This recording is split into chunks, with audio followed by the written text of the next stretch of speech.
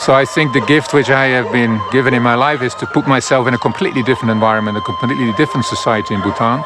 And through living with animals, understanding that relationship of love and care and mutual exchange of care was much more important than having wealth.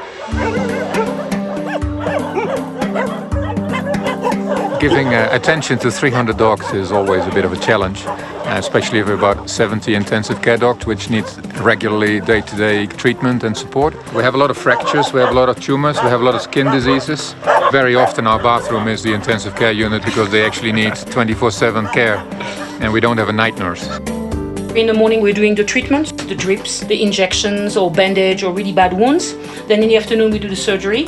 If we don't have so much treatment, we do one surgery in the morning as well, and then one or two in the afternoon depending. And then we can have suddenly an emergency. So a monkey is stuck somewhere, a cow just fell down the cliff, a horse has been run over by a car, cat attacked by dog attacked by cats,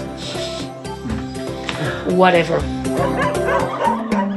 Yeah, when we came to Bhutan 22 years ago, you see the first dog lying in the street, so you kind of stop the car, you look. You have the choice to either ignore the suffering or act upon it. Basically, the reason we have this animal rescue center is because of that first dog we rescued. And everything else follows from that. Everything else is just karma. You cannot say, well, your dog number 3, our house is full, your dog number 12, your monkey number 3. At a certain moment you have to make a decision that the choice you made is principally right, and you'll just have to deal with the consequences. And then your life changes.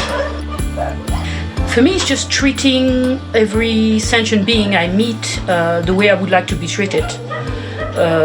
It's just courtesy.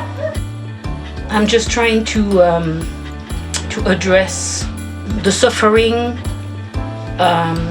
of others, because it's very probably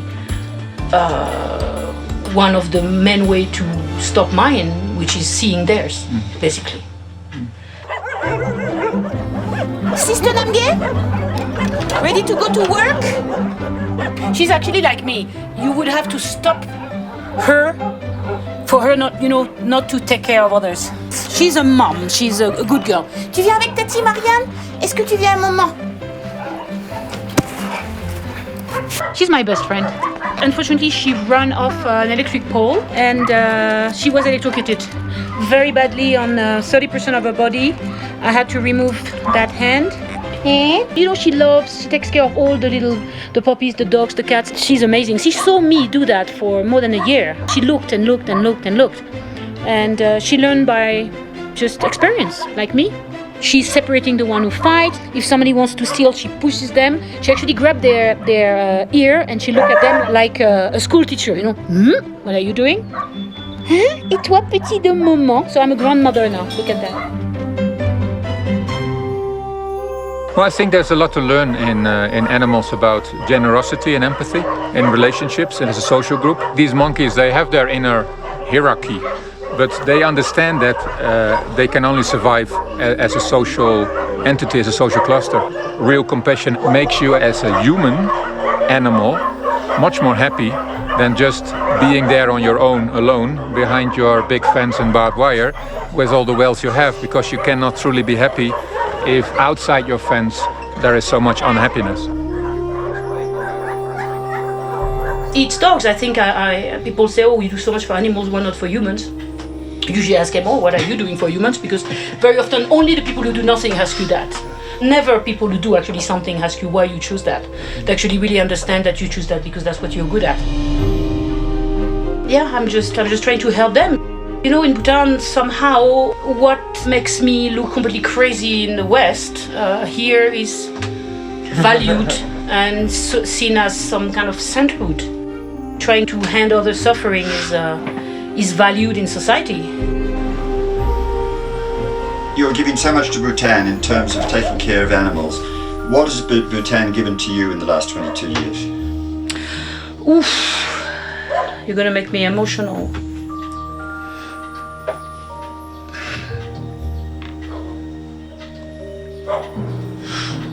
Maybe just hope. Because I never thought about it.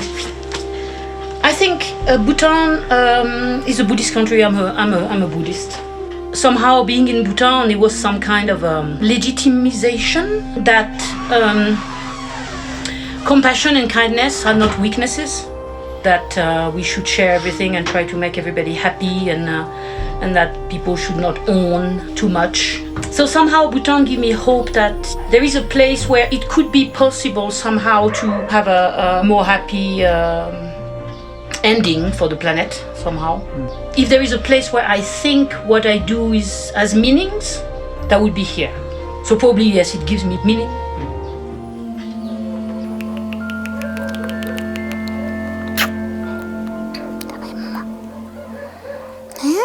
Oh, yes. We're trying to promote gross animal happiness because we think it's a very important part of gross national happiness. Living with animals generates happiness, generates a social connection, generates empowerment, because you all of a sudden feel that you can help somebody else, you can take care of somebody else. So you're no longer in the role of a victim or somebody who's given something, but you're empowered to act upon your compassion, and you can all of a sudden see you can do a lot more than you thought you can. Describing things as we humans do as a problem or as an issue to be resolved externalizes responsibility, because then it becomes automatically, it's not my responsibility, it's too big for me to solve, it's society, it's the government. You know, but that one dog you're looking at right now, yeah, you can give him a biscuit. That makes that dog happy, that makes you happy. Yeah, so it's so easy if you don't externalize all the problems and not look at it as a problem, but as an opportunity to be compassionate.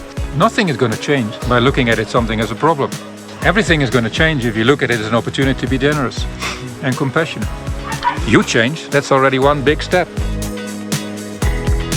That is one of the challenges for Bhutan, to remain this rock in a sea in the world with global globalization and consumerism, where we still appreciate simple compassion in action, simple generosity as a primary driver of human needs and a primary driver of our own happiness.